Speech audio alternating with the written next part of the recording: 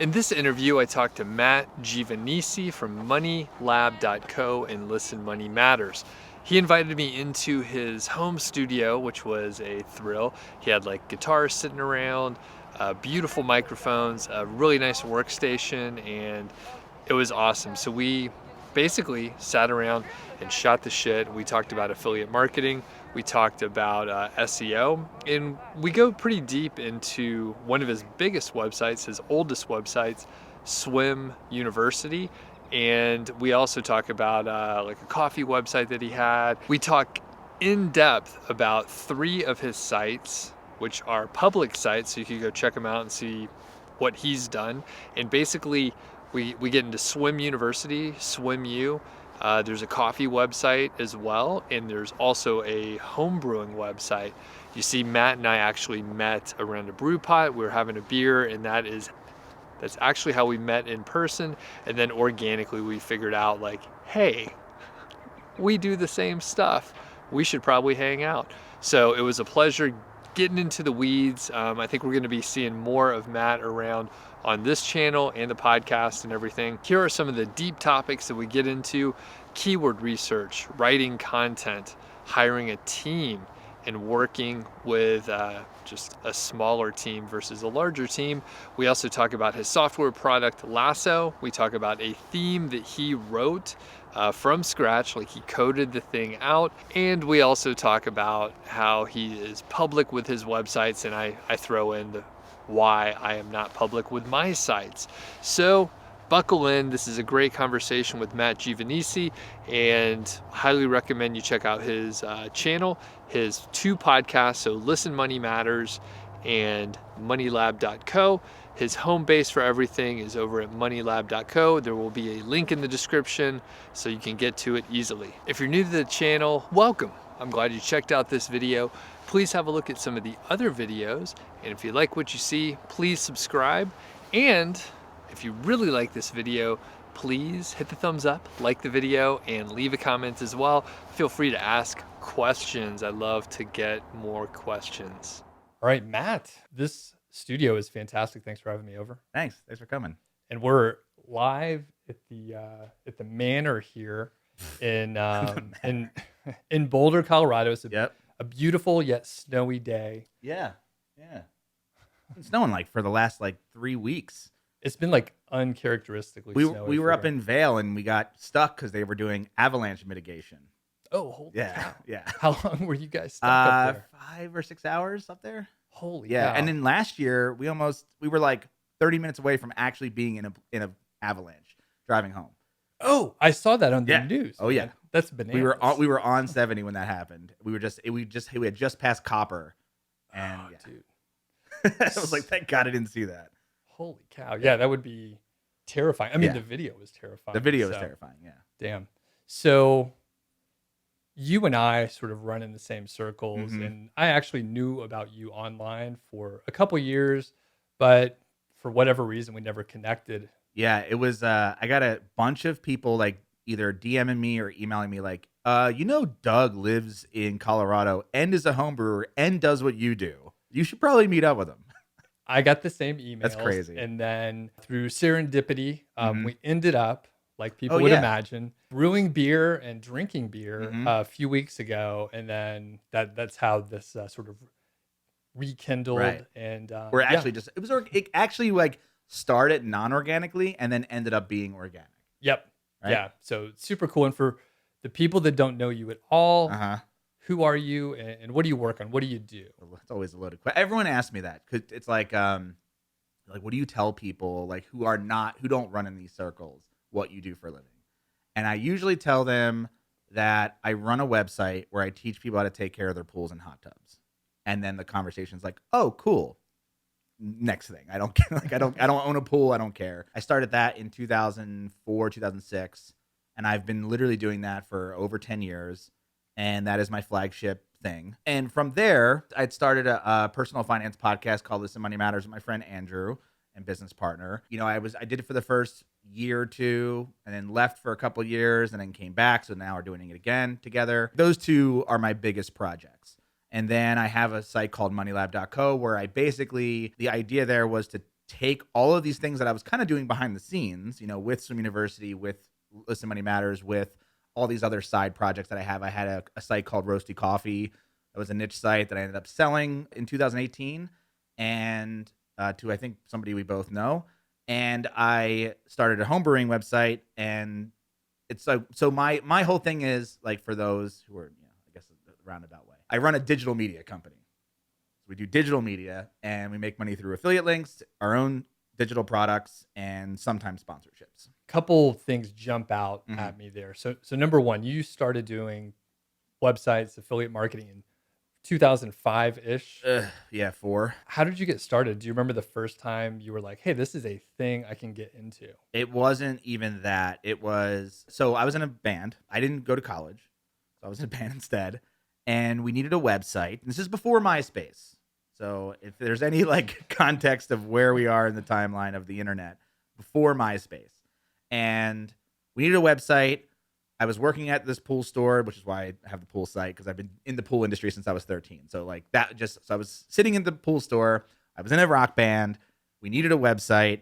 And I was like, okay, well, we couldn't afford a website designer. My dad had bought me a computer for the college I was supposed to go to, and ended up dropping out in 2 weeks, twice. And I decided to learn HTML and CSS, just like to build my band's website. So I did that. And then I was at work, like double checking it on the computers at work. And my boss caught me doing that, where he like was like, went back to the history because he's a psychopath, and was like, who was looking up this site? No, and he, obviously my face is on like the homepage, and he's like, is this yours? I'm like, obviously. He goes, did you make it? I was like, yeah. He's like, okay, and like walked away, and then hired me the next day to do the company's website. So I started doing the company's website, and then I started doing other websites, and I ended up getting a job as a website designer at another firm, and then got hired back to be the marketing director of that company, of the pool company. So from there, I was like, well, okay, I know how to design websites. I know how to build them. I know a lot about pools. There's a website here. I can do something with this. And that's when I had the idea for Swim University. I started looking up, how am I going to make money at this? Like, how does this make money? And I found out about AdSense. I was like, oh, AdSense, got it. And then I found out about affiliate marketing. And I think at the time, was it Google DoubleClick or something? It's before my time, but that is a thing. It was. Like, well, I know it's a thing. They still use it for YouTube. But legacy, Yeah. There was an affiliate, like, kind of like Linkshare. Sure. Or I guess that's not called Linkshare anymore. It's called, I don't even know how to say that. How do you say that? It confuses me, but they have commercials. It's like Ratatouille. Ratatouille. No, that's a food. Raccoon. I don't know. People are like, you guys are idiots. Yeah, right. That's true. But that it was sort of like that, but Google had ran it, and that was what I was using for affiliate links. And the way that I did it then was, my idea was, okay, if you're reading an article about pool algae, like how to get rid of pool algae, at the bottom I would have 4 recommended products for performing that action. And I did that all manually, like individual HTML files for each article, and manually put those all in. Got it. Yeah. And I'm going to jump deep into the weeds just for a second, and then we'll come back up. Favorite place to go. So a lot of times I hear from people, and they're like, I have an informational article. Can I recommend products? And the answer is exactly what you said. Yes, 100%, because they have a problem, and you're like, here's how you can solve it. And by the way, here's how you can do it faster, easier, cheaper. Right. It's a no-brainer. When you boil it down to that is all affiliate marketing is. It can be. The ones who stand the test of time, that's what they do. Right? The ones that just kind of like throw a dildo site together and just like, I'm going to try to make money quickly, they end up failing very quickly. Right. Unless they like write really have informational. So there's a couple other things that your intro just triggered. Yeah. And one is like, you're very, number one, you're super authentic. In some of the early content that I saw from you back in like 2014, 2015. Is that when you started Money Lab roughly? Something like that. 2015 maybe? Okay. I don't know. So I saw some of the early stuff, and I was like, man, he's so like genuine, charismatic, and authentic. Thank you. And going deeper, you even, you're telling us about Swim University. You talk about the other sites. So what makes you so comfortable to share the sites that you're working on? I never understood why people were uncomfortable. Okay. I know why my business partner Andrew, he has a few secret sites that he will not reveal on our show or won't reveal in, anything that we do, because he's deathly afraid of competition. He thinks he found this little niche, which he did, and he doesn't want to give the secret away. Especially to an audience of people who do this and can do it well. So I don't have any fear of competition at all. I've never had. I'm not a competitive person. I'm not into sports. If people come over to play video games, I'm like, good, you won. I'm like, I don't care. If we play card games or board games, I'm so fine losing. I'm just not a competitive person. And I think that's why I don't mind sharing, because the other reason I don't mind sharing, it's much harder to hide than it is to share. I always criticize myself for not being a good writer. I didn't go to college. I failed every English class in high school. I got better. I tried to understand grammar because I do like writing. It's only when I can just, free flow. If I have to write about pool algae, that's a little tougher because even though I know it, which is why I started the site, it's I don't really have to go and research. I know what I've told people for 15, 20 years, this is how you do it. This is how you do it. It has worked for thousands of pool owners. I just recite that in my own words on the internet. And I think the reason I come off authentically is because I don't have an education in grammar. So I only know how to write like I talk. I've never been formally trained. I don't know how to sound smart. So I just learned how to use semicolons, and I'm trying not to use them because I don't want to come off pretentious. And although I used them in a couple of articles I just did, because I was like, it's fitting. It's, especially timing for jokes. But yeah, I think it's because I didn't I wasn't good at formal writing that I wrote free, what do they call that? Free association, kind of Sure. free form. And then I go back and I clean up the editing and the grammar and stuff. Okay. So it's stream of consciousness. That's what it is. Stream of consciousness. I write that way, and then I go back, or I'll usually do it while I'm doing it. So I might write a paragraph or two and then look at those paragraphs and go, okay, how can I make the sentence shorter? Or how can I say the same thing but faster? Or how can I pepper in a joke or a funnier word? And that was when I started Money Lab. We do that on Swim University and my other sites, but I dislike it. It's Sure. but on Money Lab, it's easy for me to just go this is what I'm working on. This is just everything I do. It's kind of like TMI, but I always said the reason I started Money Lab is because those are the things I love watching behind the scenes videos about anything. That to me is way more educational than somebody telling me how they do something. Just show me how you do it. I just want to see your process. And yeah, so you have a ton of case studies, and I think that is a much easier, maybe less formal way, instead of a course or a how-to classwork. Yeah. Right. I can write a how-to, but it's so draining for me to do. That's why now I can finally hire writers and go, okay, thank God I don't have to write about pool algae anymore. This is great. Yeah. But before that's why I was doing all of that stuff. And it's so funny because, somebody who did fail every English class and who did drop out of college because of an English teacher who failed me on a how-to article, this is what I ended up doing for a living. So I feel like it's really hard for me to recommend college to people when this thing happens to me. But, obviously I got into a thing that you don't really need a college education for, but some things you do, like doctors, lawyers, they need to go. Right. Right. You know. Very good. And quick aside, as far as, because I don't talk about my sites personally. Really? And I'm not necessarily afraid of competition, although I have had people just straight up I copy every single article. Oh, it happens to me almost every month. Right. So I have a pre-written cease and desist. So that's one reason to, I guess, not reveal the sites. But the other is negative SEO, and I've personally lost tens of thousands of dollars from that. I know generally Google is very good at recognizing negative SEO and just bullshit links at this point in time. Right. However, if a person is persistent, they could, it works. And so generally I try and stay below the radar as much as I can. Although, like you said, if people start digging, right? I mean, we leave footprints around. Yeah. So. That's the thing. You can find out. But, I don't know. I've just been doing this so long, and it's bamboo, but I haven't had any, issues with it. and in fact only praise that I share. And it's like, oh, this is like, I feel like one of the only people on the internet who like just shows the dirt, and Yeah. shows the kind of behind the scenes stuff. I think like, well, people who do niche sites publicly, I think, we talked about Spencer from Niche Mhm. Pursuits. I think he, I mean, I know what his sites are, and he didn't tell me personally. Like, so he Yep. definitely like says what they are, and I know Neil Patel has done that too.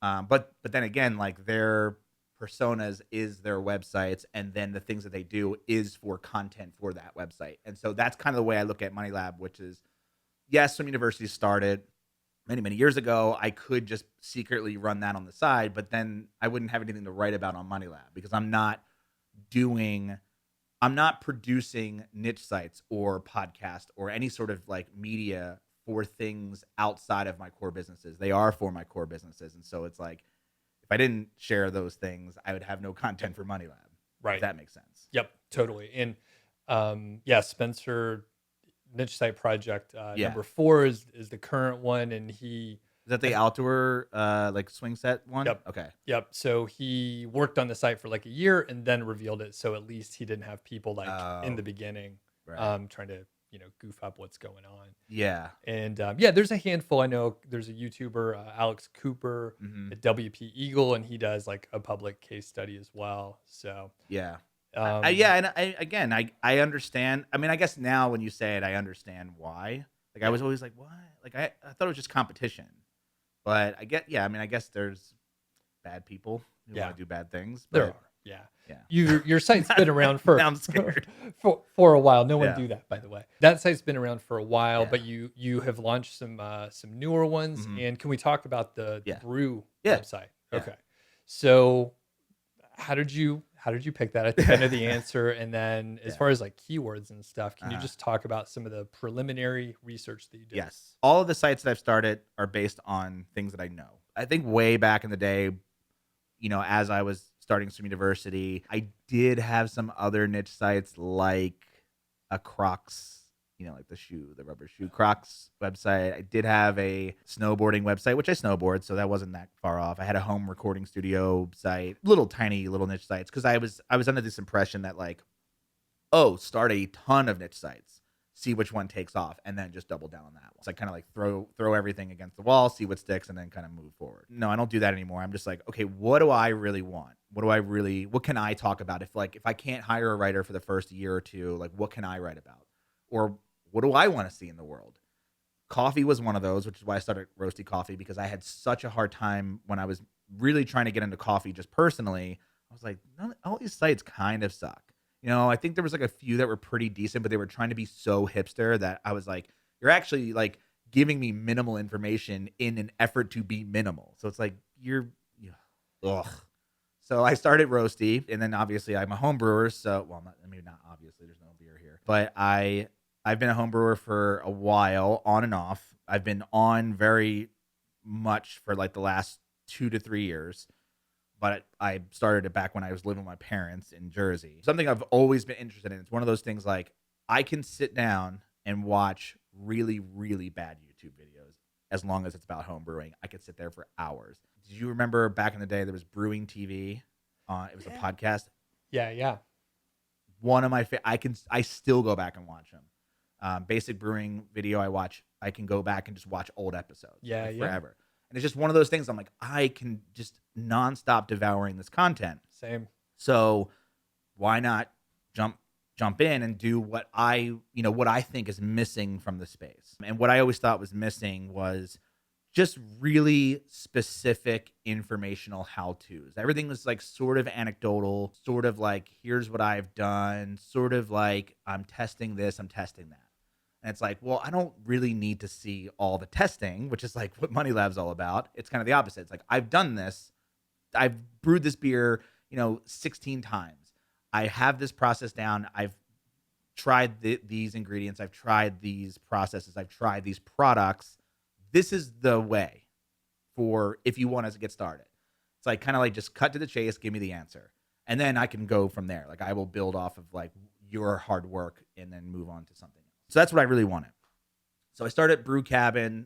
We live in Colorado. I'm wearing a Patagonia, so it's like cabin is the thing. I always wanted to have one, and maybe will one day. So that was, and it just had a nice ring to it.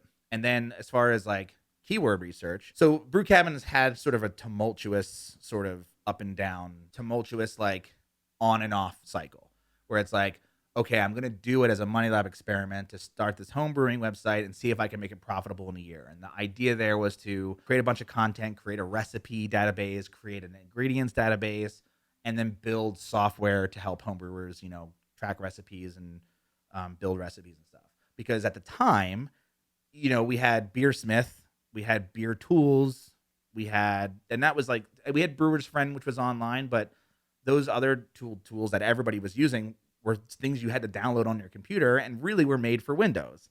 So it was like, all right, I wanted something that I could go outside and not have to download something. I can go on my phone and just, so I thought I'll do that. Now there's many software that do that, but that was the original idea. Hired a writer, multiple writers. And the way that I did research is and I talk about this in my course, but I do two types. I do, first I start with competition research, which I use a program called Ahrefs, and I'd start looking at who out there is writing about homebrewing, and I'm just going on Google and typing in, and a lot of these things I knew because I'm like, I know research. I'm like, Homebrewers Association is a big one. They're here in Boulder. Beer and Brewing in Fort Collins. There's Brewlosophy. There's all these people that are writing content. I call it competition, but I'm not trying to really compete. But they've done the hard work to rank for things, maybe not even trying, right? I want to see what they're ranking for and what people are searching for. So you look at them first and you see what are their top pages, what are your top keywords, and then what are the difficulties on them. So, and if are they worth going after? So usually when I go into Ahrefs, I look for stuff that has over 1,000 searches a month with low difficulty in the homebrewing space. So when I first started, a lot of the articles were like, a yeast starter was like the first article, or it's like, okay, that's not the first article that you would put on a site if you were thinking of it as like a course or something. But I'm like, well, I need to start getting traction from Google. And then I do this thing where not every post is a post that's like rankable. It's kind of like, I don't know who came up with this. It's a director thing. It's like, do one for them, two for you, one for them, three for you, whatever. The idea is like you do a movie for the public, you do the Avengers, and then you do your indie flick that you really want to do. Sure. And the way I look at it is that you could also, I think you look at it like, okay, well, I'm going to do an article about a yeast starter because the competition is low. It's obviously about home brewing, and I'm going to do it really well, and I'm going to start ranking. But then I'm going to do an article about brew in a bag or something that really doesn't have maybe a good search volume, but I want it to exist. And the people who find me through the yeast starter article goes, oh, there's other things. This is a really good site. I'll subscribe. I'll become a dedicated follower. And so I follow the same principles on all the sites, which is like not everything has to be rankable. But if we do, I tend to do this, what I call like the moonshot effect or the moonshot technique, which is another way to say it is go big or go home, or the idea of being like shoot for the moon and land in the stars, right? So you go after the big parent keyword, but knowing that you won't reach it, but you will end up ranking for all these tertiary or secondary keywords in the process of doing that. So it's like try really hard to write the best thing for this impossible keyword. And in the process, without even really trying all that hard, you'll end up like, ranking for all these little things that, end up, collectively giving you a ton of traffic. Okay. That's kind of the way I approach it. But, I do tend to shy. I mean, like, for example, like brewing software as a term is like a 40 difficulty, which is pretty high for the home brewing space. And it gets like 250 searches a month. So it's like high difficulty, low volume. I'm going to write that article because I feel like it needs to be written. I may not rank for brewing software, but I may rank for like Brew Tools review or Brewfather review or all these like little things that I'm going to pack into the article that like I didn't even look for or didn't even come up in the competition research in Ahrefs. It's like, or maybe like who the hell knows that people are searching for this unless you were to literally go into Ahrefs and go, I wonder if this specific keyword gets, and you have to literally type it in and get it right. and then it'll go, oh wow, I found something interesting. So, Yeah. I think you start from what others have done, and then you kind of work your way into like, at that point, you might have some clout, and you'll start to rank for things much easier after that. Cool. So, have you heard of the keyword golden ratio? Yes, Okay. because you told me about it Okay. 2 weeks ago. Cool. So it's like the sort of the opposite approach. So Mhm. it's only under 250 searches per month. Using Ahrefs or something comparable. Usually, yeah, Yeah. whatever tool. Because Whatever tool. I'm Doesn't like matter. I'm agnostic to Yeah. the tool. So Okay. we'll come back to it later because I don't want to just hijack the whole thing. No. But Oh, the please. interesting part is I like this specific format to find keywords. It Mhm. happens to be a good one for like the keyword golden ratio. But just in our example here, it would be like best brewing software for Androids. Right. So Just best long tail. product, yeah. So it's a best product name for a specific application or Mhm. user type or whatever. And then it's you could do Google auto suggest at that point, Right. and then it just gives you A list. 8 lists or a list of 8, and then you Yeah. could use those for like your subheading. That bad example. It'd be No, I get what you're overkill, saying. but Though. Yeah. But you have to do that a lot, right? You Does that mean you're creating more content? yes. Okay. Yep. So more content, but So more so specific content. yep, it's for Yeah. very ultra long tails, I call it. And I think, in the days of like, Google, with Bert and some of the more recent Mhm. Yeah. updates where they're like, Just the most recent one that just happened. The core update. yep, That just happened in January. like a week ago. Yeah. For the Yeah. people that don't know, like, can you tell them a little bit about it or? Yeah, it hit. This is a similar thing that happened, I think, last year in August. It was like the medic update, they called it. I don't know what they're calling this one. It's a core update. So it's like to the foundation of Google's algorithm. And I just was looking into this the other day.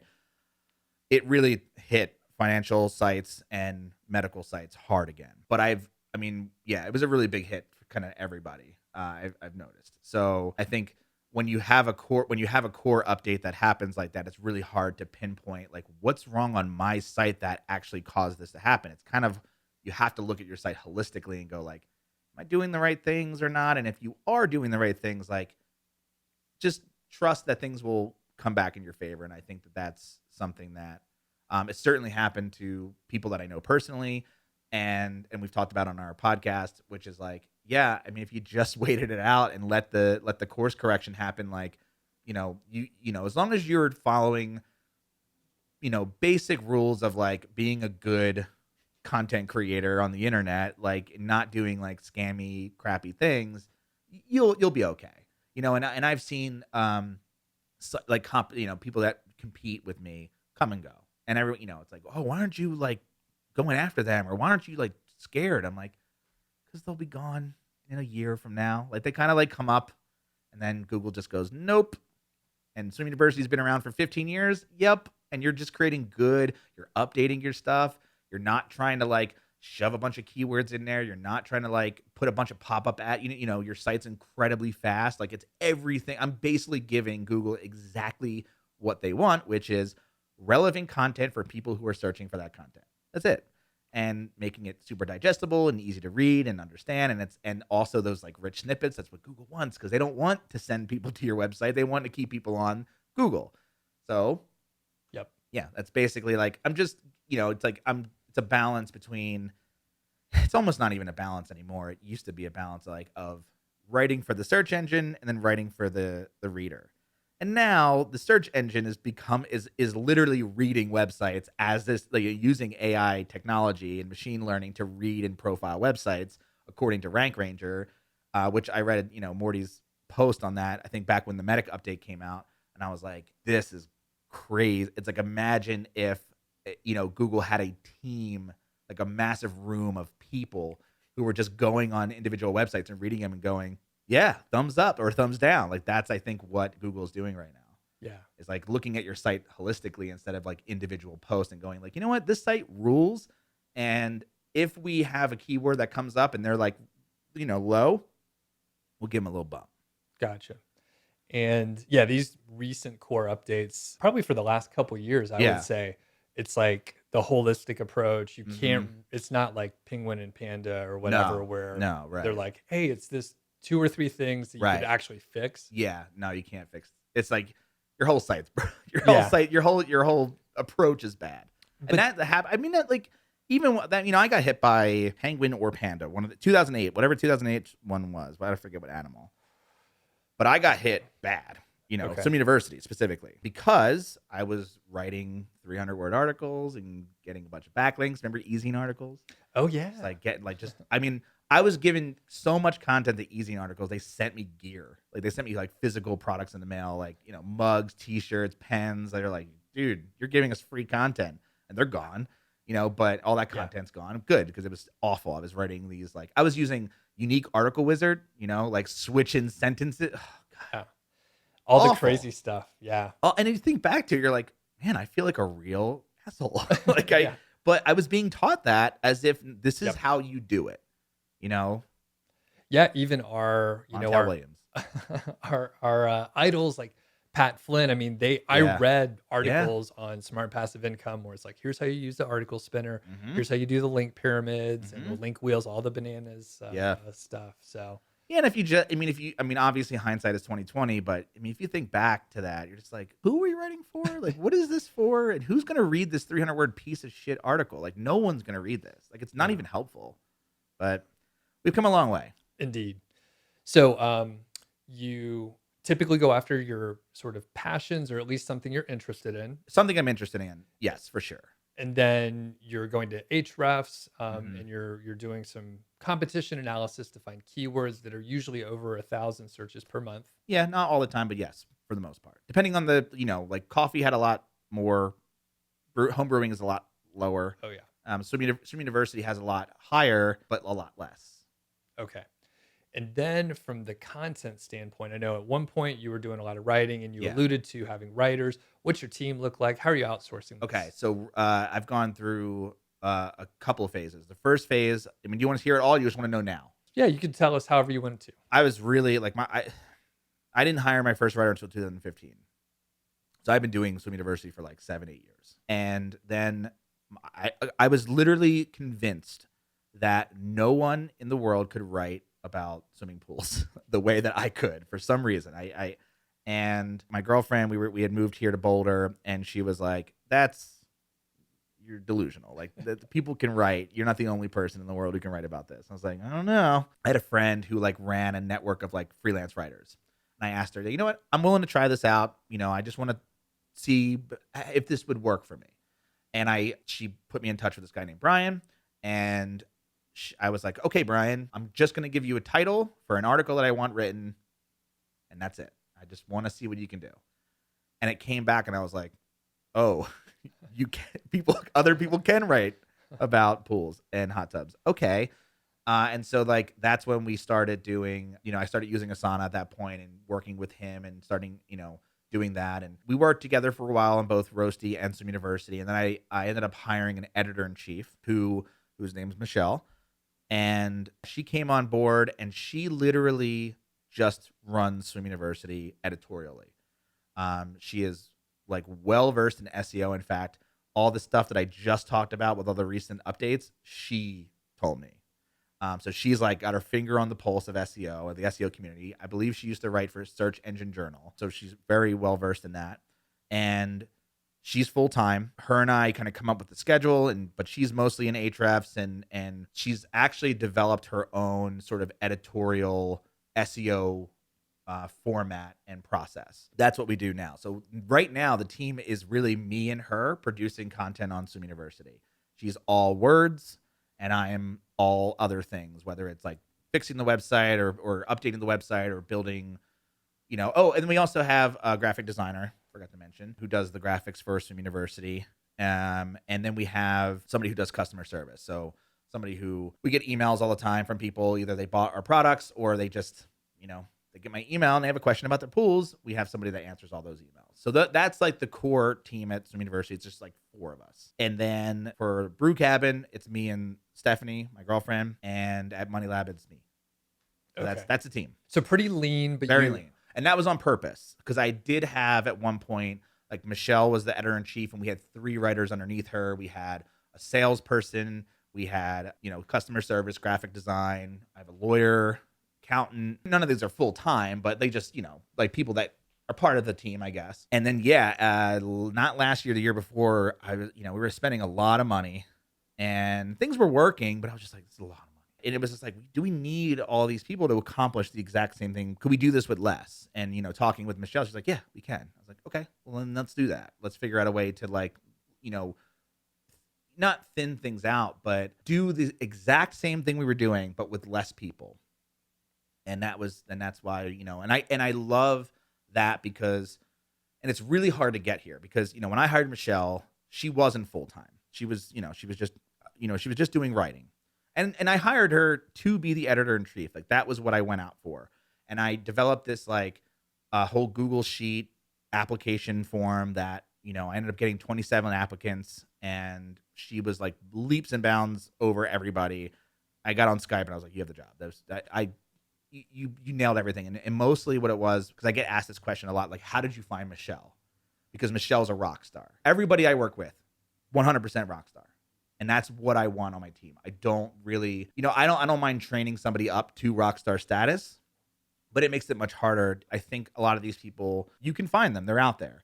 And I didn't hire her full time immediately. She filled out this application, and the application was, send me 3 videos that you think are funny, because I want to know if I think they're funny. So send me what you think is the best content ever produced on the internet. Send me, here's an article on some university. Tell me what's wrong with it. Tell me here's a video that I did. What would you do differently? Kind of like open-ended taste. I'm just trying to find out if we have the same taste, because other than that, I think everything else can be taught. Grammar can be taught. SEO can be taught very easily. But if you don't have good taste, then anything I teach you, like it's not going to live up to my standards. Right. And so that was the idea behind that. It worked very well, but like cream rose to the top. Out of 27 people, like no one was even close to what she had written. And I was like, oh, sold. Like that was, and then from there, once she came on board and once she, it took her about 3 to 4 months to sort of like get the environment in the world of like pools, it's not everyone's like born into it, but once she did, I was like, this is it. Okay, I understand how this works now. And my graphic designer has been with me for 5 or 6 years now. And like my customer service rep, and I call her customer service, but because that was the only thing I have her doing right now. I would love for her to do more. She's so incredibly intelligent. But, she came from, I had an original person doing it, and she had, she was training other VAs to do what she did. So she like had a whole career, like a new career that she was starting. And she's like, I'm going to leave. And I'm like, that sucks. Because she was awesome. Yeah. But I was like, hey, do you have somebody that you would recommend? Can you train them up? And then she did. And I was like, oh my God, this is like so great. So like, and then I have Stephanie who lives with me and I can work with. So it's really nice to just kind of have this like core group. We really don't talk that much. Like we don't do weekly meetings. We are on Slack here and there, email mostly, but everyone's got their job and we have processes all written down and like everyone knows what they have to do and we just kind of do it. It's a well-oiled machine and, and then I just freak out and do everything and, kind of like throw, wrenches in the gears every once in a while. But, sometimes they're gonna be like, hey, we're not going to do that. I'm like, you're right. We're not going to do that. So yeah, that's kind of the team. Very good. And did you have any experience like hiring people before? Like No. Working at another company? Nothing. Okay. Cool. Very interesting, like the path that you took. There's all kinds of folks in affiliate marketing, of course, but I wanted to do something non-traditional when it came to hiring because I was like, well, what am I really looking for? I'm just looking for somebody I can talk to and hang out with. Okay. That was my criteria. Like somebody who thinks like me. And if I can find somebody who thinks like me, then they can do anything, right? Yeah. Yeah.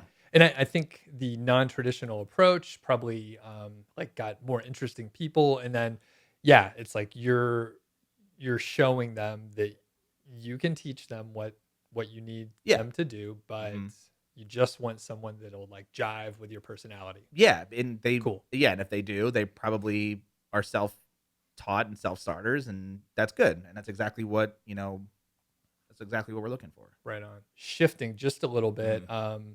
Well, any other tips on like content, or I know just writing the best quality shit is Yes. your main approach, but Yes. any other like overall tips where the people often make mistakes on it? The website itself.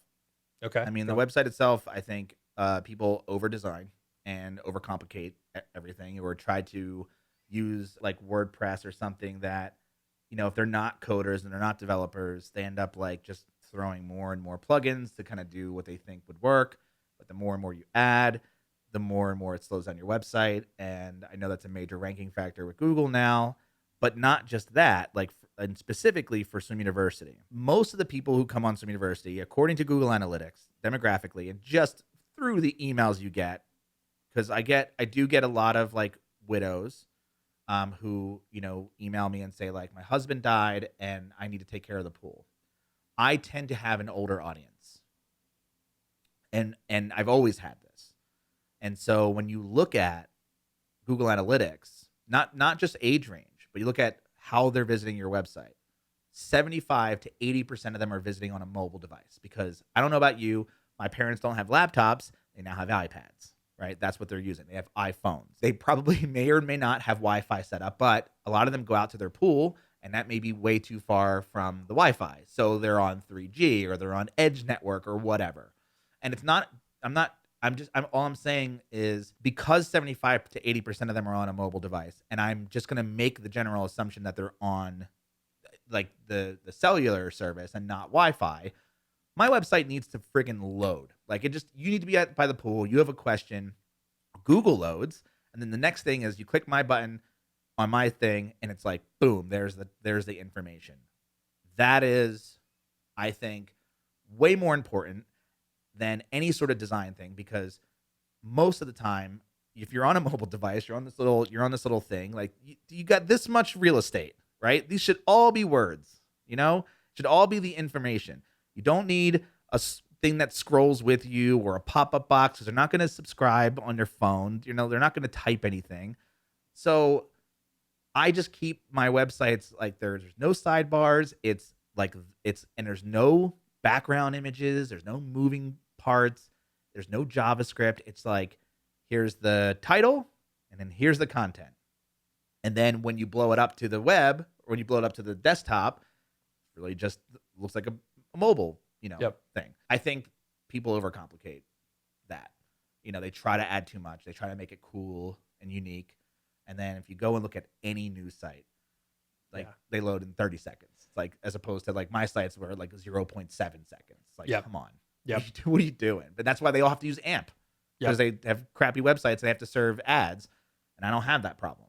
So, yeah, it's just cool. I think that's just, I could go on about that forever. We think alike in that way quite a bit, because I'm like, plugins suck. They slow your site down. Yeah. Nobody cares about your sidebar. Just they came here to solve a problem. Yep. Like, just give them that information. Just give them the information. It's Don't really make about it hard. content. Yeah. Yeah. Okay, cool. And that leads us to the fact that you're a Renaissance man. Oh. Right. So we're going to shift gears a little bit. We're going to come back to a couple website and affiliate marketing things too. But because of this like sort of gap in the market for a fast theme, and you're a bit of a self-taught coder, Yes. right? So you created a theme, and you don't have to, no need to sell it here, Sure. but like, why did you create a theme? If you go to moneylab.co, no, I was so advised against making a theme. Yeah. Because everyone asked me. The thing I was tired of answering from my audience. So, to the point where I would secretly go like, if I have to answer this one more time, I'm going to punch a wall, because it was my own ego, right? That was like making me feel this anger. Everyone would email me and say, what theme do you use? And it would drive me nuts, because my answer is, hey, some people don't use themes. Some people code them themselves. Maniac. And it was, Come on. like Who does that? You're right. And I was like, I just felt this like pride that I built this my own thing. And it's like my own thing. You should know that I hand coded this from scratch. Stupid. So to answer that question that comes in more than I could possibly tell you, I was like, you know what? I'm going to make a theme then. Like, and I didn't really have to make it. I had already made it. I just had to extrapolate it out from my 3 sites and go, okay, well, what I need to make this like design decisions that would work for pretty much everybody and anybody. So I called it Carbonate, which you can go to buycarbonate.com, BUY. Bicarbonate's a pool thing and it's a beer thing. So it's chemistry. Yeah. Money Lab. Everything I do is chemistry based. I was trying to figure out what to call my company. My company's called Ace Media because I don't know how to do anything with these. I just like, it's like, I used to collect playing cards and I had like 150 decks of them. I just donated all of them. I was like, oh, that's something unique about me. Ace. Done. All right. But I was like, oh, well, all my brands have to do with chemistry. And there's a lab element. So like, what could I call it? I still can't figure. I want to change the name of the company. I just can't figure out. A good name hasn't come up that was like really cool. But yeah, so the theme is really just an answer to those people as like, hey, you want to know what theme I use? This one. And I made it. End of story. The problem that I got into with don't create a theme, because if you create a theme, you're gonna have to update it. You're gonna have to customer service. Like people are gonna have so many problems. And I was like, unless I just develop a zip file and literally say out of the box, there is no customer service. This theme is one and done. You can manipulate it to no end, but this is my core like group of PHP files that's incredibly light. If you were to just install it and add, a couple of plugins that I recommend, and then like add your content, like the site will load in a half second. So, it's beautiful. It's like, yeah, it doesn't have like builders built into it. It doesn't have like, you want to change the bar at the top. That's like, because it comes with a black bar. You want to change that to blue. You go into the code and you type, that says, hashtag 00000. You change that in one place. And now it's blue. It's like, and I give all of that information. If you on buycarbonate.com, like all of those how-tos are like, here's how to change that. Here's how to do that. Here's how to fix that Here's how to like, customize that. Sure. You have to go into the code, but you can do it all in WordPress. You actually don't even need any sort of like code knowledge. I literally tell you what to change. Cool. So that's how I do it. And it worked. Awesome. And I think, it highlights a point where it's like, hey, you could figure out how to do stuff that you don't know how to do. Yeah. And you dictated like, hey, I'm not going to do customer service. Right. And has that been well received? Do you get any pushback? Not a single bit of pushback. Okay. Not a single. And here's the thing. Like people will go like, everyone who's bought the theme has praised it and has immediately figured it out. It is not rocket science because it's so lean. There's like nothing to it. And I built it with customization in mind. Like I built it like, okay, there is like a bunch of colors it comes with. You can change those colors, like the basic colors of the rainbow. Like all those colors come in, but you can change the hex code. So if you want to use, here's how to change it and do this and do that. And then it's based on a philosophy. Like it's based on a principle of like, we don't do hamburgers on my site. Hamburgers are stupid. Why would you put a hamburger? And if you don't know what I mean, when you go to mobile, there's that little thing at the top you click and it's JS that loads this whole thing. You could do it in CSS, but I'm like, just have less things. Right. So what I do in the when I teach people how to use it, it's like there are 4 navigation links that you can put at the top. And they should be one word. Okay? You can put up to 6, but just double check, like it may look crappy. And so it's kind of based on like pare down, you can figure out a way to do this. And then it also has like category pages. So if you wanted to create multiple category pages, you can link them throughout. And so it's really flexible and it's a good starting. It's like once you have it, you have the code base. And if you want to like improve on it. Like I don't have to improve on it. It is literally the lightest, leanest thing that I could possibly make. And even if you look, somebody was like, is it similar to the HTML5 frame? There's like an HTML5 theme that's like, I'm like, no, because that comes with like literally everything and it has no design to it whatsoever. At least mine comes with like just the things you need to start a content site or any kind of site and some basic design type elements. Cool. Yeah. So it's a perfect framework to build upon. That's what I think. Yeah. And awesome. I've gotten nothing but praise on it, which is honestly shocking. Cool. But I'm so happy with it because I'm like, this is great. Everyone loves it. And I've seen it. And, people were like installing it, putting it on their site and sending me their site. They're like, dude, my site loads in like 0.6 seconds. I'm like, nice. Perfect. Yeah. Thanks. That's awesome. I'm putting it as a testimonial on my page. And I think you highlighted one very critical thing. The hamburger, the Yeah. navigation. A lot of people make like huge, crazy menus, Mm-hmm. and it's hard to use. And I use a theme called it's based on Thesis. It's Yeah. like the Focus WordPress theme, Uh-huh. and they've sort of taken that similar approach. Chris Pearson has gone that route, and they've removed the hamburger Chris has because he's a Yeah. one man shop, Right. and yeah, like my time on site has gone up, the speed Right. is increased. Like I really like the simplicity. And then if you need navigational stuff, I put it at the bottom. Yeah. Yeah. I think the problem with the hamburger and all of these elements is it just, and that's just a perfect example of this. You can see it all over the internet. It's just, we're all just copying each other. Just one copy after the next, after the next, after the next. And you look at, and you can tell this in the SaaS world, everyone has those not old, shitty drawn cartoons now of like Oh yeah. people. What is that? It looks awful. It's like some, like, I don't, but everyone, you go to Buffer, you go to Gusto, you go to, I'm trying to think of the other ones, Airtable, they're all using the same cartoon people thing. Freaking Intercom does it now. And I'm like, what is happening? What are we doing? Why is everyone doing this exact same thing? It's because we just constantly copy each other. And it's like, well, no, okay. And this is what I try to do with all of my design stuff. Like when I created Earnest, which was the plugin that came before Lasso, I was like, I want to do, because Earnest was like this, it's an affiliate marketing thing to make money, and it was Earn IST. And for some reason, I was like, I kept thinking Great Gatsby. I'm like, I want to do like a Great Gatsby, which ended up, I had to look up. It's called Art Deco is the name of the design, which is now very popular. In fact, I think like CB2, that's like all they do is Art Deco stuff. But I wanted to do like, what if you mixed Art Deco with like the gradient, like cool modern, SaaS internet 3.0, whatever. And that's what I based that on. And then it's like with Lasso, we're doing it's the aesthetic is neon cowboy. And it's like, what is neon? I don't know what that is. I wish people would just take a second to like step back and create something original and new instead of like just go like, I want my site to look like Gusto. I want my site to look like Intercom. It's like, great. Why? I want my app to look like this. It's like, okay. I want my site to be like Vox. It's like, okay, well, put Vox in GT metrics and tell me if you want your site to be like Vox. Right.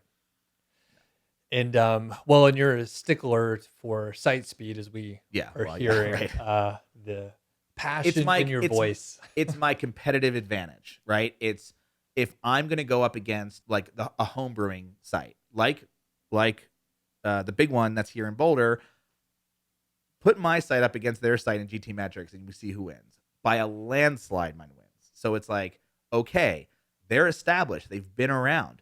What is the thing that could help me gain a competitive edge that they are too big and slow to do? And they have too much riding on like, ads and all that stuff. Like I don't have that. So I can come up in that. That's like my one little like channel to kind of, get myself up there. So that's what I'm using to my advantage. And I think just key example, let's say I'm at the homebrew shop. I have a 4G signal on my phone. Right. I'm trying to find a recipe, and your site is going to load way faster. I would have bounced from the BA site, basically. Yep. So that's real use case that happens all the time. Mm-hmm. Often I'm in like, I don't know, Bed Bath & Beyond or something, right. where it's like a big steel structure. Yeah. I get no signal. Right. And or very poor signal. Mm-hmm. So the site speed is definitely important. Yeah, and that's why I think like, people ask me about AMP a lot, which came out, and I was like, AMP is going backwards. What is this? Why are you giving Google your content? Don't do that. Right. Keep it. You can make your site as fast as an AMP site. Yep. Because all AMP is just a really lean site. So you can do that too. It's funny you mentioned it because I started getting a bunch of questions, and I was like, I don't even pay attention. Like I kind of read about it, and I was like, my site loads pretty fast. Right. I mean, I maybe was a little sloppy on a couple sites, but yeah, I cleaned things up and got it a little more lean. So, okay, shifting back to some of the affiliate marketing and SEO area, a lot of emphasis on content and the quality.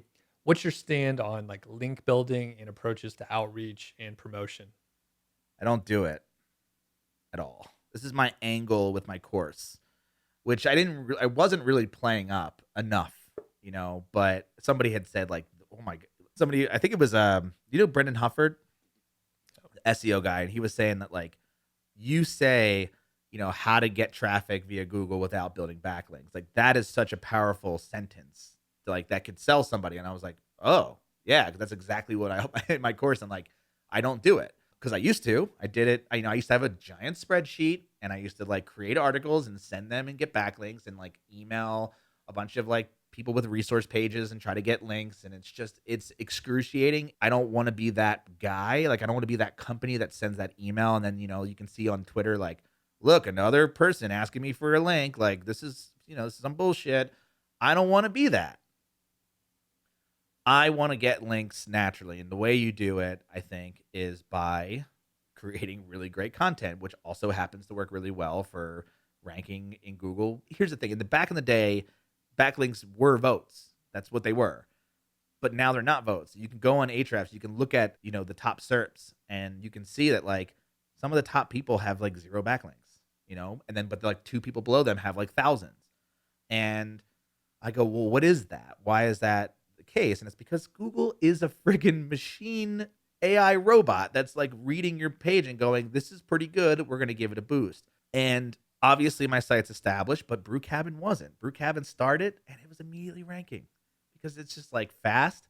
The content's really in depth. It's answering the questions that people are searching for. Like it just solves all those problems. And I thought, well, I do have backlinks. They happen because somebody Googles something because they're looking for an answer. They may own a website. They find the answer. Like, holy crap, this website's awesome.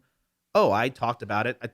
Hey, I wrote this article about, how to get better mouthfeel in your beer. And I found this article on Brew Cabin and it was awesome.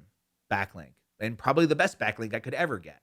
Sure. And I only need a handful of them to start ranking. So I understand that my way is slower. Like my way is just, it's slower and it's harder because I've had this thought. I really don't want to do it, but it's just like eating away at me.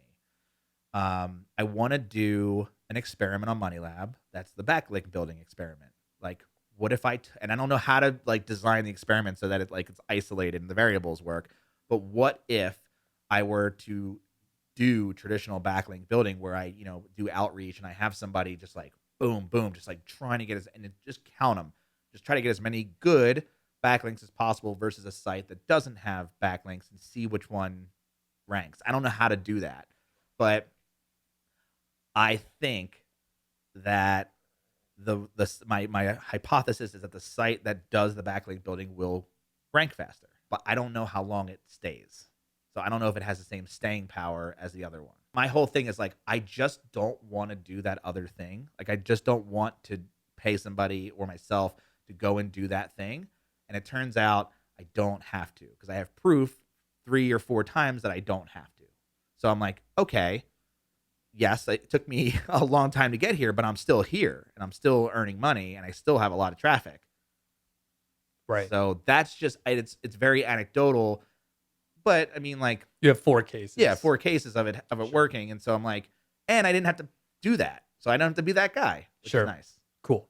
So shout out to Jason, who I think emailed both of us, and he was like, ask him what he thinks about link building because he knows we are diametrically opposed. Right. So my stance is, and I mean, links matter. I mean, definitely. Yeah. So, and you're like, hey, I just want him to come naturally, and you don't like that. I'm just I'm a more organic builder. That's sure. It. Yeah.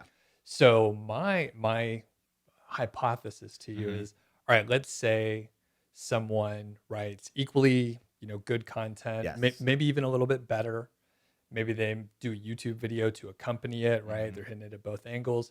And they do just a little bit of outreach that's totally natural. Mm-hmm. Maybe they're on a couple podcasts. Sure, right. And then they have a handful of links. Maybe they get a little referral traffic because they took the time. So right.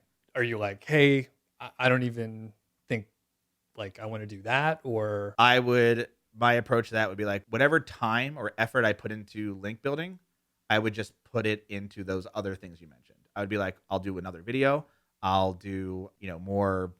I'll make my content better. Yeah. I'll use it to make my site faster. Like all of these things that end up going into ranking that like, because my whole thing is, I'm not looking for short-term gains. I'm looking for long-term stability. And And like I said, again, anecdotally, so sure. far it's been like, okay, like I do have a ton of backlinks. Like Swim University has a ton of backlinks, but they happen organically. Yeah. And now I'm like, well, now I'm locked. Like now I'm in. It's like, okay, this site's been around, it's established, it's been producing good content all these years. It's got a very good, healthy profile of backlinks. I'm not saying that I'm untouchable, but I do feel like it takes a lot of effort for somebody to get to where I am. And like I said about competition earlier, it's like they probably won't last because it took me 15 years. I'm still doing this and I'm still growing every single year, not by leaps and bounds, but still growing. And these people are like coming up and I'm just like watching them for a year and then they kind of disappear. Yeah. It's like, it's tough. And I always compare it, and not to like derail the backlink conversation, but like I always compare this world to going to high school. And it's like, it takes 4 years, right? You got to be a freshman. You mess up, you get beat up, whatever it is. You get into sophomore year, you get a little more friends. It gets a little cooler. We all get each other now. Junior year, senior year, you're the king. You're doing it. And then you're like, 4 years. Okay, I got a good website. I'm making good money. And then you hit college and it starts all over again. And you're back to where you were for some unknown reason, or your brain goes like, well, I need to go bigger and badder. And it's like, well, now I feel like I'm starting from scratch again. And it's just like a 4-year cycle of growth. And I think if you can just like be that kid who just gets good grades, has a few good friends, a core group of people, and you do right by the teachers, Google, and the principal, like you're going to be incredibly successful, and you're not going to have this roller coaster ride. It's just going to be this nice, smooth upwards ride, which is kind of like I don't like this. This is turmoil. This is stressful. And I know a lot of my friends go through this. It's like, oh, my site's up one day, it's down the next day. Oh my God. Like, and it's because you're paying attention to all these things. And it's like, just do this. Slow. You'll get there. Yeah. Very good. Okay. We could probably have a whole other backlink conversation. Sure. But one seed of an idea to put in your head, there's a guy named Kyle Roof, really smart SEO. I interviewed him, but he does like experiments that are controlled and they need to be repeatable and reversible. So he will test things independently on like, I think 5 different pages. So he can isolate the variables. It takes a lot of time, takes a lot of sort of planning. Right, yeah. But the cool part is the reverse test. So he'll put whatever thing he's testing on 5 pages. Yeah. And then he'll change it on 1 to see if that one reacted how he expected or what happens at all. Right. And then he'll do it somewhere else, right? On 5 pages, but he'll do it 4 times and then leave out the 1. So like I said, reversible, it needs to be repeatable, scientific method, That's awesome. all the shit. Yes. And it's really provable. Yeah, I will say that on Money Lab, I make it very clear, like I do not follow the scientific method. It is just really me going like, I'm going to do this thing. I'm just going to barrel my way through it. And I'm just going to tell you what happens. Yeah. Like, I'm just going to kind of report back. And that's like what I'm doing now, which is, and I'm getting so much pushback on this idea, but there's this idea that like, I like keywords at low competition. It's like, get in there, work your way up. That's certainly one avenue. Does that work in podcasting? Can you enter a very low competition space and gain an audience on a medium that really doesn't have a good discoverable area? And could you make more money on a podcast or could you see traction if you're in a low competition area?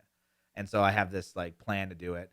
And truthfully, I don't think it's going to work, but but if it does, I'm like, holy crap, I found something like really interesting.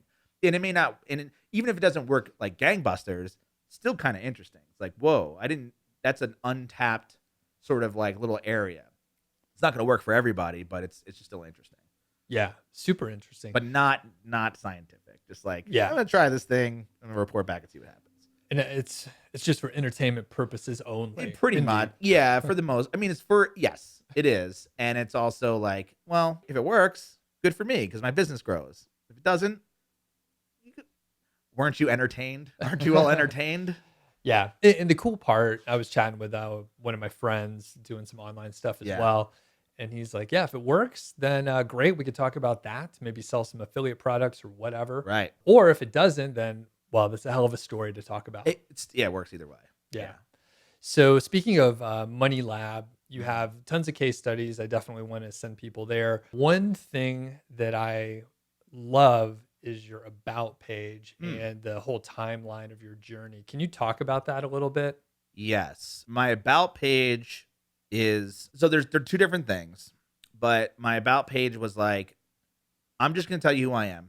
I'm gonna be funny about it. And then I'm gonna tell you I set rules for myself just in business. And I have those rules in there. They're based off the Wildy Coyote Roadrunner rules. I call it Roadrunner rules from Chuck Jones. And then I have products that I use. I'm not saying I recommend them, just that's what I use.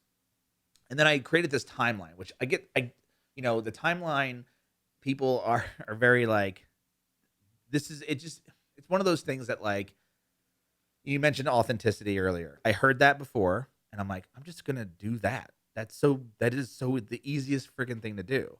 And honesty is something I practiced in life. So why wouldn't I do that why would I lie on the internet? It doesn't make any sense. And so I was like, I kept reading these sort of where these ideas come from is the zeitgeist of the world that we operate in. And you hear like, I wasn't successful overnight. It took me years to get this, but you only see, and everyone's like, don't listen to these gurus. Like they didn't get successful overnight. Like, and I always had this idea for a book, like, you know, it was like my biography that I'll never write called like an overnight success, 14 years that took or 17 years to whatever, like or 17-year overnight success or something like that. And so I was like, okay, well, let's show people how long it really took and how many mistakes and how many like derailments that it really took to get where I am today, instead of saying that like, hey, you come on the Money Lab. Wow, he's got Swim University, he's got Money Lab, he's got Brew Cabin. Like this guy wow, I want that life too. He didn't even go to He didn't college. even go to college. How can this be done? You got 20 years? This is how it's done. Exactly how I did it. And so, yeah, I found this timeline like code that I liked and I was like, okay, I'm just going to kind of put down all of the really stupid things that I did and make it funny and make it like, hey, I remember I joined a community and I got hit by Panda here and I bought this book about AdSense and I started this social network for dogs and I, had a rock band that failed after 4 years because I wanted to really be a rock star and not an affiliate marketer. And, like I just kind of bounced back and forth like, oh, and then I had this and I made my first $100 a month. And then I got, hit with this thing. And it was just like, and it's more of like entertainment for sure, but it also points out that, and if anybody ever asks me, it's like, oh, how long does this take? How long, or because the thing is like, what I want Money Lab to be is a place that kind of like, and this is what from the very beginning of it, I don't want, and not to discriminate, I don't want newbies on my site thinking that they can be me. They can make the same amount of money that I'm making on these experiments because I have a list of, people. I have like these assets that I've been building over time. And the way that I sort of filter those people out is by creating content that's sort of like a little bit, no, I don't want to say over their head because it's not, but it kind of just really just gives you the reality of it. I've had people who bought the affiliate marketing course and return it because they're like, too many steps. And I'm like, oh, you thought this shit was easy. Well, I don't even know how you found me, but if you know anything about me or my brand, you know that like when I do an experiment, like I talk about how much it sucks. And the thing that I really dislike about online entrepreneurship, especially when I shouldn't say that guru-ness or, I call it hero worship, where it's like, you look at these people like Pat Flynn, like somebody that I had looked up to when I first started too, like Corbett Barr from Fizzle. Like these are people that, I found them and I was like, cool, that's a good life. And I read the 4 Hour Workweek like everyone else. It's like, I like a lot of ideas here. Do I worship any of those people? Absolutely not. Like they're human like I am. But everyone just like kind of looks up to them and says like, I want to do what they do. And they will say, they'll go on, and I don't want to point out Pat or anybody in particular, but they tend to go on the internet, try something, fail, and then talk about what they've learned and spin it into a positive. It's like, oh, I did this thing and, I don't have any regrets because you know what I learned? I learned that what's important in life is blah, blah, blah, blah. And I hate that. Just tell me that what you did, you fucked up and it sucked. The whole thing was horrible and you wish you didn't do it. Be that guy, because that's what you're really thinking. But for your audience, you're trying to spin it into a positive because you don't want to look like a fool. You don't want to look like somebody who did the wrong thing. And I am telling you, like, this podcasting experiment, I'm pretty sure I'm doing the wrong thing. Like, I already know I'm doing the wrong thing. But what if I do the right thing? But what if I do what if I say it's wrong now, I do it, and then and then I am wrong, and I go, you know what? That sucked. Instead of going like, but, I got 1 or 2 sales. That was pretty good. No, it wasn't good. That's not good. It's not success. That's stupid. Like, just say it sucks. Say you messed up. Say you chose something. But again, like, I can use it as content. I can say, okay, well, I did this. Didn't work. Shut it down. Like, it's like, and just be honest that, like, you could try it, but I wouldn't recommend it. Sure. And I also try to, on Money Lab, extrapolate myself from recommending or giving advice to anyone. Because I have this like blanket statement in my head when people email me and they're like, hey, I had this idea for blank. What do you think? And I go, I don't know. Try it. Let me know how it turns out. That's my 3 sentences that I send to people who ask me questions like that, because the truth is I don't know. Like, I don't know. I mean, so, everyone says like, oh, swim university, what a perfect niche you chose. I'm like, I didn't choose it. I didn't choose that niche. I was 13 years old, and my friend's neighbor worked at this local pool store, and she's like, do you kids want jobs? Because I have jobs at this pool store. And we're like, yeah, pools. I don't know. And I stuck with it, and it's like, pools chose me, not the other way around, Right on. So, it's like, I didn't go and like, you walk around the house and you like write down, like, what am I interested in? What do I have in my house? Like, oh, I have an elliptical machine. Like, I'm going to start an elliptical blog. It's like, oh my God, like, no. Awful. It's an awful way to start something, especially if you want to keep doing it for as long as any of us have. Last couple questions here. So you also worked on a plugin, which I think we don't have enough time to cover much, but I'd like to talk a little bit about Lasso. Can you just give us like the elevator pitch of what it is? Yeah, it's an affiliate link manager. It's kind of like if you're familiar with Pretty Links or AAWP or Easy Azon or Amalinks Pro. Amalinks Pro. Yep. It's all of those combined. It's like we do Amazon. We have an Amazon like integration, but we also do custom links, and it allows you to. So there's a couple of things it does that's really interesting for affiliate marketers, and one of those things is, I think Pretty Links does this as well. But if you have, like, let's say you add an affiliate link to your website, but then you have to go and add that link to all your posts, right? So what we do is we actually create an inventory of all your existing links, and we say, hey, you're linking to, let's say if I have an affiliate program with ConvertKit or something like that, and I've linked to ConvertKit in the past, well, now Lasso knows that those two things are the same, and so you click a toggle, and it'll actually turn that link into your affiliate link. Okay. And it also does keywords. So you could say, hey, every time I mention the word ConvertKit on my site, go find all those mentions and let me flip the switch to make those links if I want to. It also does display boxes. So if you want to add a box in the middle of your content, that's like, here's my affiliate link, here's an image, ratings, description, button, all that stuff. You could do tables, you could do a grid of products. You can do a list of products. You can do a single product. And it's basically just like a giant affiliate link manager that, will check if you have broken links. It checks if products are out of stock. It checks if you have opportunities to link more things. And it helps you find opportunities in, because it has reports in there that say like, oh, here are all the domains that you link to.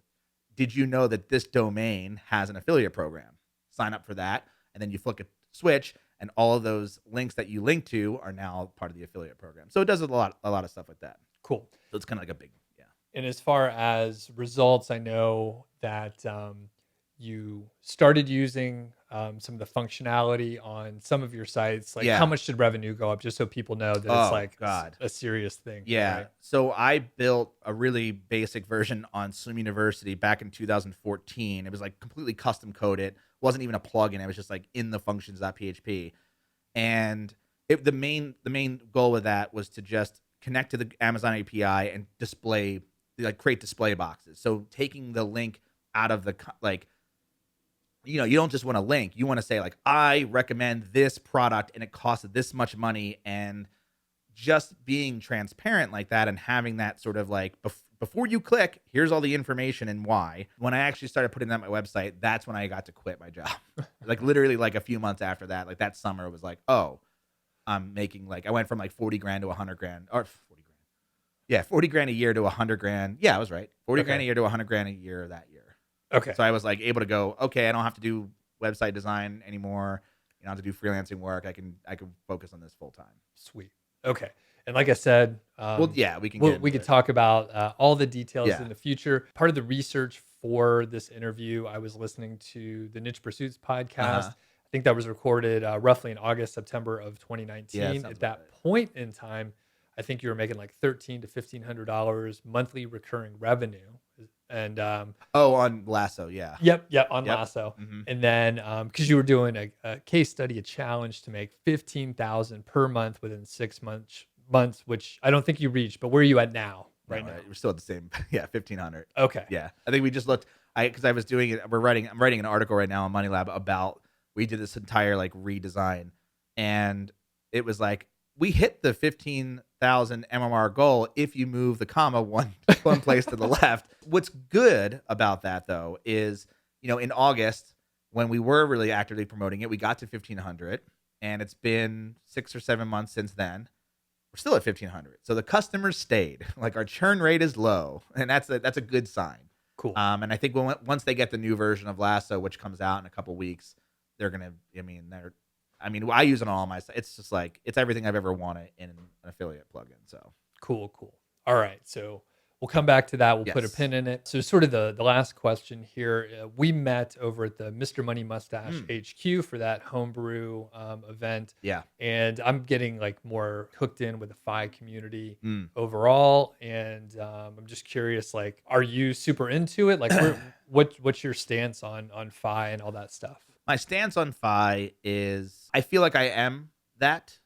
I feel like I'm Fi, but I'm not Fi in the mathematical sense where you're like, well, I don't have $1 million in the bank and I'm taking 4%, and living off $40,000 a year. But I don't have a traditional job. If I stopped working today, I could still make money for a very long time because I do have a team and people, and they all have their jobs. So I feel financially independent in that sense. So I don't think it's the traditional way that the community goes about it, because it's not, running a business is not everyone's approach, but it has been my approach. Because I have the Personal Finance podcast, we do end up talking a lot about financial independence, and we've had Pete, Mr. Money Mustache, on in one of our earlier episodes in 2014, which really helped our podcast to grow, because like no one had heard his voice then, Yeah. and so it was like one of the first interviews he ever gave. And it was just an hour-long interview with, him, me, and Andrew, just kind of like talking about him and how he did it, and it was like, whoa, okay, holy crap. So I feel right now that it is important to have 5 principles. You don't necessarily have to like dedicate your life to it or consider it, but like I definitely think the elements in FI and the idea of like just, or FIRE, like financial independence, retire early, there's so many good things there, right? And I subscribe more to what Ramit teaches, which is kind of this money dial system, or just the automation parts of personal finance and investing and all that stuff. But and I don't really subscribe to like make your own soap. That's kind of my burn, to the community. It's like, I'll go buy soap. It's like, I'm not, I do make my own beer, so there is something fire about that. But yeah, so I love the movement. I think it doesn't work for everybody, and it shouldn't. But I can see a lot of people, like, if they were to like help, I think what the fire community needs to do is spread the message to communities that are not affluent. Because I feel like it's a very affluent movement. Same with minimalism. I have my criticisms of both, because it's like, well, I mean, guess who has the option to be minimalist? Like, guess who has the option to be fire?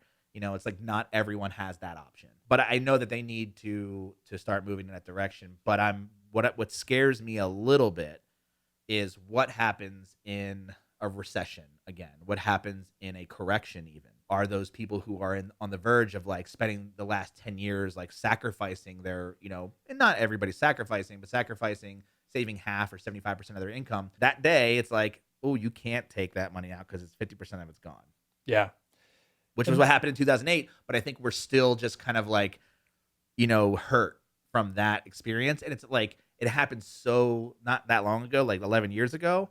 And so it's like, it's going to happen again. It's going to happen again. It's like when 9/11 happened, we were just like, any day now, next year. It's like, and it hasn't. So it's like, it's just that fear too of like, burn me once. And I think, well, you highlighted it well. I mean, most people, you have a non-traditional job. You had a non-traditional trajectory. Yeah. And I know like Pete, Carl, the other guys we know up there, Todd, a couple other folks, they still do stuff. They're quite active. They have hobbies. Yeah, they're not retired, right? Like retired, yeah. And I had a corporate gig for 10 years or so, and I kind of fit in the like the tech geek and that path. That did you save half for those 10 years? Not half, but we saved a lot. Yeah, and then I was doing the side hustle thing, right? And that at took the off. same time, yeah, right.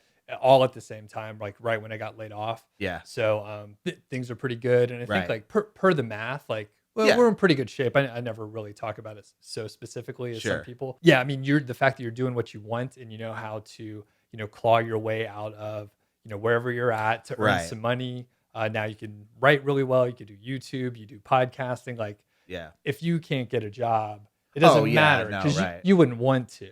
No, I wouldn't want to, but if I always say like if I had to, like one, I'd rather live in a cardboard box than work for anybody else. Sure. So I'd rather do that. And that's still true to form. But if I had to, I do have a lot of skills that I've like kind of gained during this whole like me trying to turn this into a career that if I need to freelance write or do website design, which is what I used to do and and still do every day. I have skills that people need. So I will have like a lot of little mini clients, but I will not have a boss again. That's not going to happen. And that's like, everyone has that, like, what drives you and to do any of this stuff. And I'm like, mine's negative. Like mine's like, I don't want to work for a friggin' idiot ever again. Like, I just don't want to work for, doesn't matter who it is. Just don't want to work for somebody because I'm like, well, I feel like I'm just so, like anti-authority and I don't, hero worship. Like I don't have heroes. I don't have like people I look, it's like, mentors. People. Yeah. Yeah. I just have friends who like, either do the same thing or do different things or whatever. Or we're kind of all in the same world. And I'm like, this is great. Like I can learn something from you. You can learn something from me. And you don't have to be here. I don't have to look up to you and go like, I want to be like you. It's like, no, we can be like each other and kind of move up together. Cool. Or not move up. Who cares? Right on. Yeah. Well, thanks a lot for going long with me today. Yes. And where can people find you? Moneylab.co. Awesome. That's the home base for everything. Home base for everything. All right. Thanks a lot, Matt. Appreciate it, man. Thanks a lot to Matt. And if you have any questions for him, please leave them in the comments below. Matt will circle back around. I will bother him and get him to answer those questions.